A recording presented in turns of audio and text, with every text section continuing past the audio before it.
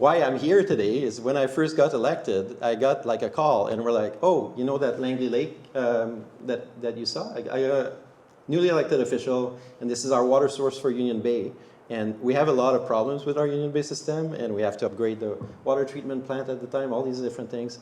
And there's just a heads up that next week they're gonna log right next to the lake. And I'm like, can we have a conversation? So then we have a tour, and I went, and I asked Kit, can you just pause, like, because it would be nice if we could actually protect and not harvest right around the lake, like in this little watershed. And Dave did indicate that it's got a higher level of protection of other places. But for me, it's the kind of place where, like, wouldn't it be nice if it was a special area that you just manage for future old growth, you know? Just leave it alone, let the ecological processes do the good work. And 3 weeks later, they were logging. So then I was mad because I knew I basically had no voice. So I'm now happy to welcome Daniel Arbour. Since 2018, Daniel has been the Comox Valley Regional District's Area A Director, where he sits or has been sitting on far more boards and commissions than you want me to list, right? He has a master's degree in environmental studies from Royal Roads and a certificate in public policy analysis from the London School of Economics. He's previously worked as an economic development officer on Hornby, a program manager with EcoTrust Canada, and he now works with the Pacific Institute for Climate Solutions. And he's currently working on a proposal to amend the Private Managed Forest Land Act and to get it through councils, get it to UBCM, get it to the government, make it happen. Daniel, the floor is yours. Thank you. Good afternoon, everyone. The sound is good. So I brought what's left of my cat today.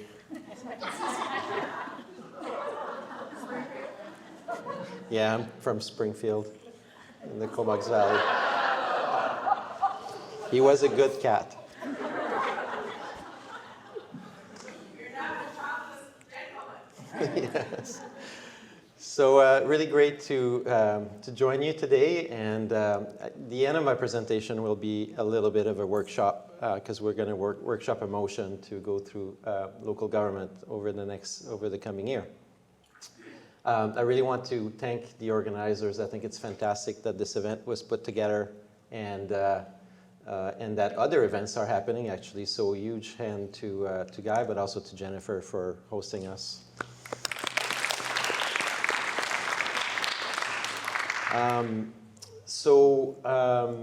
I also wanted to acknowledge, I think Geraldine has left, but what wonderful words this morning, and it's really a pleasure to be here on the Nanaimo territory, and it's nice to get out of the Comox Valley and see how other people, other First Nation leaders talk about the land and their experience, and there was just so much wisdom in what she said. I'll begin a little bit with my experience because I think what she reminded me is it's good to talk about where we come from, and then I was thinking about it with the lens of forestry. And my grandfather on my mom's side was a logging contractor in the Saguenay and Charlevoix region in Quebec, and he had 200 workers for him, and they did very well, and they got quite rich logging. And that's back in the 1900 to 1950, the heyday of just log, so to speak. And they would do la drave, which is you log in the winter, you put all your logs in the river, and when the ice frees up, you bring it down to, and think about the ecological damage that has generated. But when I think about it, that's what allowed me to have a very kind of upper middle class kind of upbringing in Quebec City with his legacy and how I came about in the world. And when I saw those trees, I also thought about the 500,000 trees that I've planted over a period of 6 years as a young person, and many of the trees I've planted have died, either through the pine beetle, perhaps affected by that, but especially the forest fires the last number of years in the interior of BC. Okay, I don't think we can. It's at the tip. So maybe I'll just hold it. Get close to your mouth. Great. Thank you. And now we've lost sound altogether. Oh, you lost the sound on the mic? Yeah.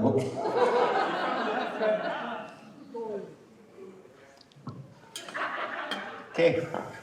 I'll spare you the rest of my history, but I did work in the forest sector for some time, and with EcoTrust Canada, and even got to work nationally and internationally. But today what we're focusing on is really the backyard that just behind here on the hills. And my presentation is really about trying to think differently about the future of forest management on this side of the island, realizing that it's a very unique set of policies that govern our area in relation to the rest of BC, which is mostly covered by Crown lands. So some people have already talked in the audience about the Private Managed Forest Lands Act and the ENN grant. And so what you see in orange is really the legacy of that deal, which in my spare time the last couple of years I've been the co-chair of the Island Corridor Foundation. That's the railway that runs up and down the island. And in a nutshell, the deal was if Dunsmuir and his partners built a railway for the brand new province of BC, they would get all these lands. So that's, I'm making a long story short here, but that's how all of these lands ended up as private lands. The goals of, and then in 2003, the government, it was just managed as private lands, right? So there was very different standards in terms of forestry than on Crown lands, which evolved policy over many years. In 2003, the government introduced the Private Managed Forest Lands Act, which attempts to govern and create some framing around the type of forest practices that we see on it. The goals of the Private Managed Forest Land, though, the current program, are to encourage private landowners to manage their lands for long-term forest production and encourage sustainable forest management practices. Notice the word just encourage, it doesn't regulate, including the protection of key public environmental values.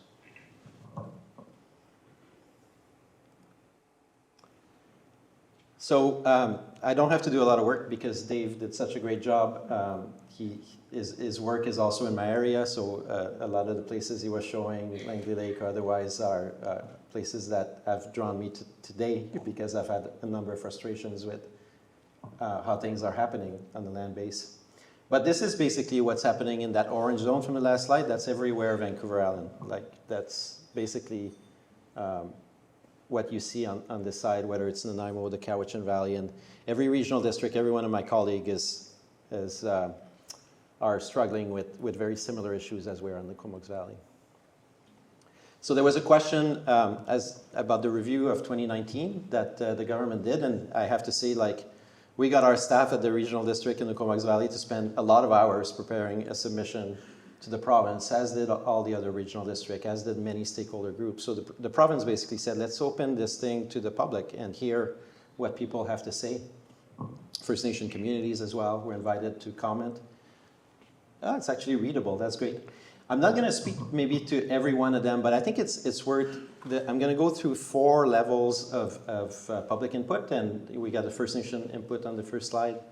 We'll have local government input, we'll have special interest input, and we'll have the private forest land owners input.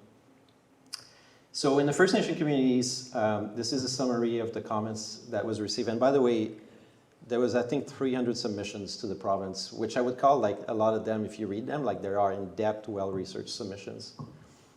So from First Nation communities, generally, they are concerned that private managed forest land owners are not managing the lands to sustainable forest practices standards, and they are frustrated with the lack of protection of their traditional use sites and spiritual sites. Indigenous nations written submissions also indicate, this is straight out of the report, by the way, the need to broaden existing environmental values to include biodiversity, visual quality, and sustainable harvesting practices, the need to include new social and cultural values to protect Indigenous interests and values, the need for recognition that a majority of lands are comprised of unceded indigenous traditional territory with constitutionally protected title and rights.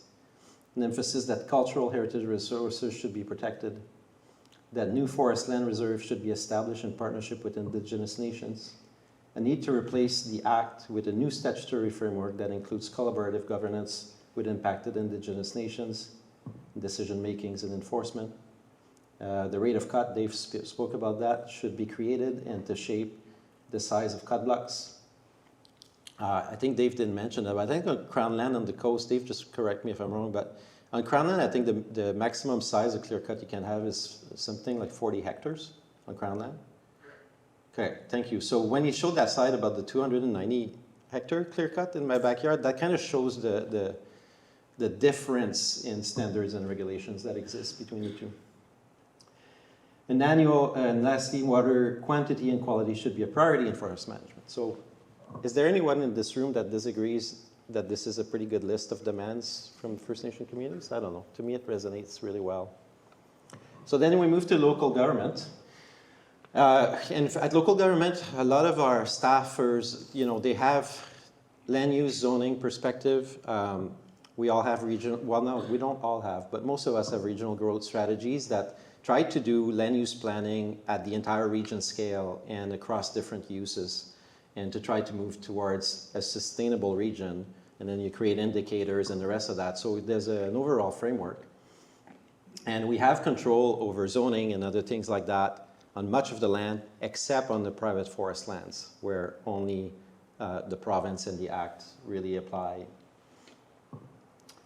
So local governments also manage water systems up and down the water, up and down the island and elsewhere. So we also have that lens of water quality through, you know, for human consumption.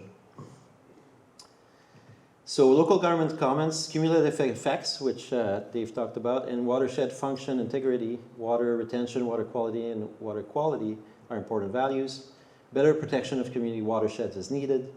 The private landowners should be required to be transparent and share information with local government and First Nations. This is actually a huge problem. We don't get a lot of information from the practices or impacts that the forest companies may affect on the land. Owners should engage the public, local governments, and First Nation and be willing to consult on forestry plans and address issues. Expand the governance authority to include local government representation. The regulation must align with those on public land, so that's a big ask, which will be in my motion. Climate change adaptation and strategies for long-term resilience is needed. Riparian zones around all streams should be preserved. Cultural, social, and community values need to be part of the program goals, and third-party environmental audits should be conducted. So again, all 6 main regional districts, from CRD in the south to the Comox Valley in the north. Pretty much if you read their submission, they're almost, I don't think they consulted, by the way. I asked our staff, like, did you guys work together? Because they all sound the same, and no, they did not. They each independently came with very similar things. Special interest, that one is, that one ticked me off, even though it's a government document. Like, special interest would be like our group today, you know, and environmental groups. And you'll notice, I'd like to draw that with the special interest, they talk about the following is a summary of the sentiments of the special interest. And when we get to the landowners, it will be the themes, like not sentiments. And I just feel like, anyways, maybe it's just me. But the following is a summary of the sentiments.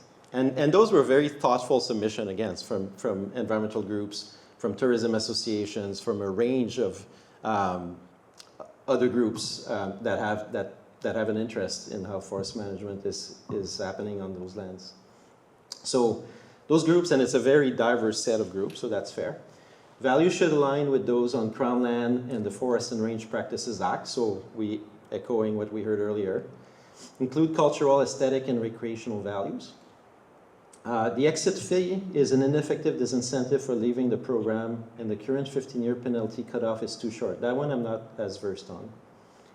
Sounds very specific.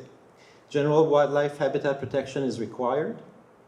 There should be different rules, regulation for large versus small property owners. I absolutely agree with that, because the private forest lands, there is one major owner for most of it, and then there's a lot of small forest landowners that are covered under the Act.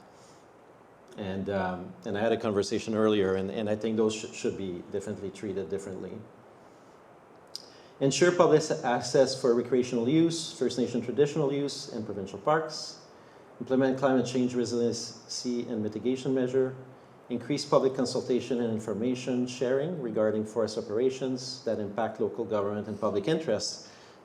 why I'm here today is when I first got elected, I got like a call and we're like, oh, you know that Langley Lake that you saw? I newly elected official, and this is our water source for Union Bay.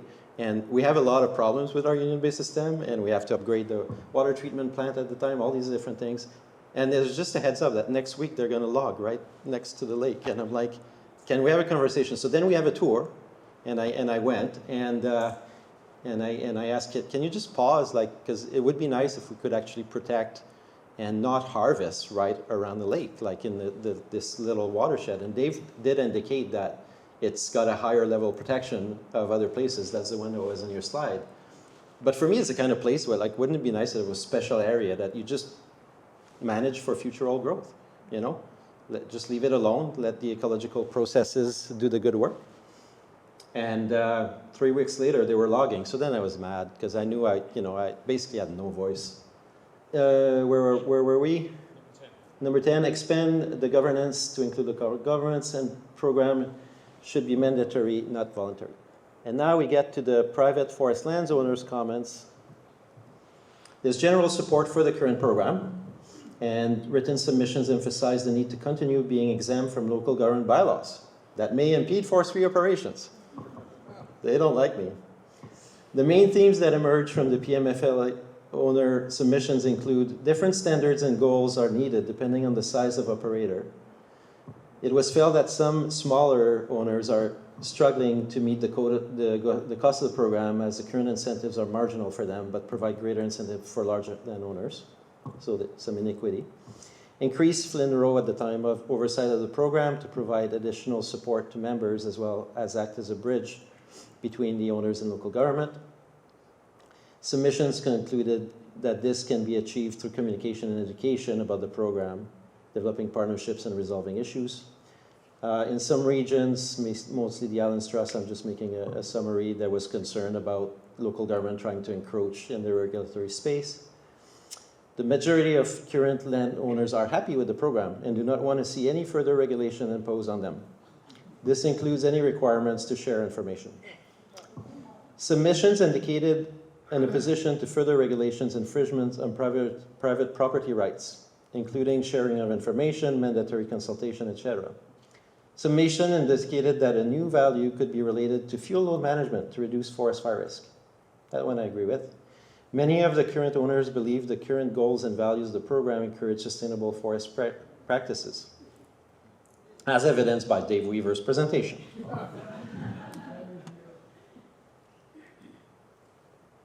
So after 5 years, so this was 2019, I was all excited. I was like, wow, what a unified voice. Everybody's, I mean, the private forest landowners are right to have their opinion, but they have an advantage to all the other forest operators around the province who operate on Crown land that have much higher regulation.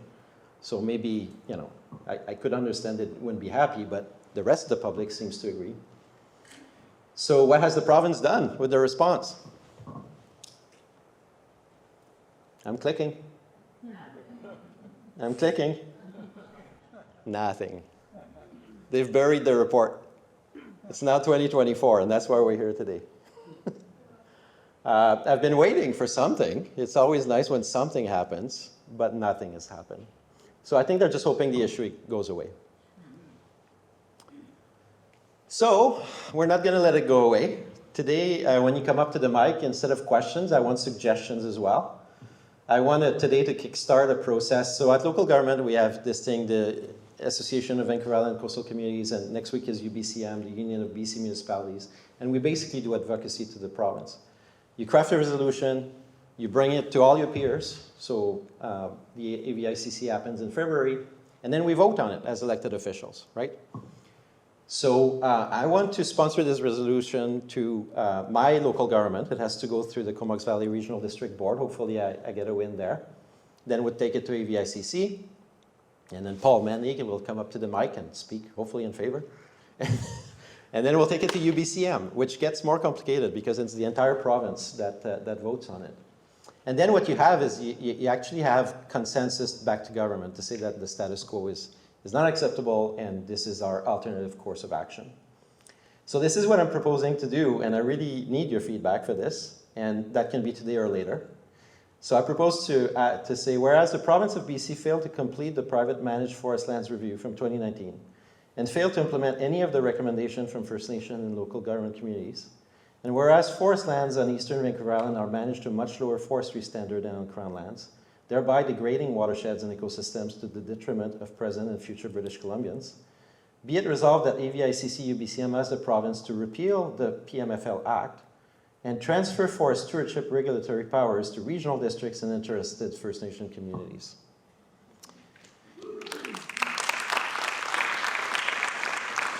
I'm hoping that the province feels a little bit embarrassed with this resolution because they have not met the bar, and I'm saying we could probably do a better job. And I think if the regulatory powers came to local government, all I would ask our staff is that they implement Crown land regulation as a baseline. And we're going to hear later why Crown land regulations are not super good. But we got to start somewhere. We got to start changing forest practices on the east side of Vancouver Island. So thank you very much, and I'll open it to questions and suggestions. Okay, let's have the lights up. One of the limitations, I believe, of a motion is you only get 3 paragraphs. You can't add 10 paragraphs, it's got to be 3 paragraphs. And AVICC is the Association of Vancouver Island Coastal Communities. Yeah, all of our local councils. So you basically pass a motion at the Nanaimo City Council, it goes on to AVICC, and then for AVICC it goes on to UBCM. And the deadlines for that will be early spring, locally. Yes? Okay, but this is my first one. At face value, I can't support that last paragraph. And my reason would be, my gut feeling is, first of all, regional districts are not, their directors are kind of appointed. It's not really fully democratic. The First Nations community governance structure is something that we're also outside of as community members. So my concern, I wouldn't be, maybe you feel confident about Comox Regional District. I'm not sure I feel super confident about the Nanaimo Regional District, for example, nor the First Nations exactly what the plan would be here. So my worry, just my gut feeling would be this could become a patchwork up and down the island of something that we don't, as community members, actually have as much involvement in, and we're not able to do something cohesive across Vancouver Island, which itself is a beautifully defined ecosystem with a coastline that goes all the way around it. So my gut feeling would be we need to amend this Private Forest Lands Act, and it needs to be hit hard on something that we can do cohesively and you know, it's always a balance between one size fits all and a patchwork. So that's my gut feeling, just sharing that with you. Now my question to you was, which relates to this, and I don't know the answer, and I'm wondering, do you know if this Private Forest Management Act applies on lands that were Crown land that have been transferred fee simple to First Nations? So for example, during Morgan's tenure as our premier, he transferred a large area of Crown land south and west of here, just behind Ladysmith, to, and I'm not sure which nations. And I looked it up and it was fee simple. So do you know, does that become a black box, or how is that forest land, which is a big area, how does that get managed? Do you know? Thank you. Good. Yeah, thank you. So very good points, and I'll address both. I think I would take a major amendment of the private forest lands management. What you describe and have a comprehensive revision would be great. There is no indication that the province is going to do it. My feeling is that none of the original districts or First Nations would make it worse than it is now. I think you would see improvement over time, whereas with the province, it's just status quo. But if they are going to do it, that's great. In regards to First Nation, this may vary, and I know in our area we are going through 3D process right now and finalizing maybe in the coming year. The lands that would be transferred from Crown land to First Nation, a lot of them are in my area. It will be up to the First Nation actually to create the zoning and bylaws that they want for that land. So it's not, it doesn't fall under any local government or for that matter. So it's almost like yeah, it's a new framework for them. So hopefully that answers it. Yeah. I think it's extremely important that the new framework should include some powers for the provincial government, because we've seen the situation at Ferry Creek where the First Nation locally involved reaches an agreement with the logging companies to go ahead and log. And First Nations are not immune from that kind of pressure, and neither are regional districts, and so I believe that there has to be some oversight by the provincial government. Thank you. Okay, thank you. Yes, thank you. We touched on some of what I'm going to say earlier, but this is a little bit deja vu. And by that I mean when the Forest Land Reserve and subsequently the Private Managed Forest Land Act was brought into place. One of the former MLAs admitted that it was actually focused on McDonald-Odell, but inadvertently it captured a number of smaller private landowners that had voluntarily put their property into that managed forest category. I have the same fear that this will happen here, and that approximately 250 managed forest landowners up and down the island will become very afraid that some overarching regulation will come down on their property. I think this is, secondly, this is still a little bit of an issue of balancing private property rights with public property rights. And that discussion probably can go on forever. But that is a factor. And as a forest landowner, I'm not opposed to a number of the issues that we talked about today, but I don't want to have to bear the full cost downloaded onto me. I also have a concern that the previous speaker spoke to, which is this will become a hodgepodge of regulations up and down the island.